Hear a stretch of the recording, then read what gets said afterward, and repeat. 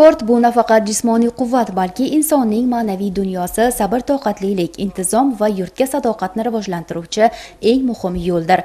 Har bir yosh sportchining mehnati, har bir mashqdagi iroda va har bir musobaqadagi yutug'i nafaqat shaxsiy mahoratni ko'rsatadi, balki mamlakatimiz sharafini xalqaro maydonlarda munosib himoya qilishda muhim ahamiyat kasb etadi. Shohrux Hamidov esa aynan shu yuksak fazilatlarni o'z hayotida namoyon etayotgan yosh sportchilardan biridir. 3 yoshidan buyon karate bilan shug'ullanayotgan sportchi nafaqat jismoniy quvvat, tezkorlik va mahoratini rivojlantirib, yoshlarga ibrat bo'lmoqda. Shohrux Hamidov yosh bo'lishiga qaramasdan har bir mashqda yuqori natija ko'rsatib, sportga bo'lgan mehri va iste'dodini namoyon etib kelmoqda. Uning mehnati va salohiyati samarasini berib, Farg'ona viloyatida bo'lib o'tgan O'zbekiston Kubogida faxrli birinchi o'rinni qo'lga kiritdi.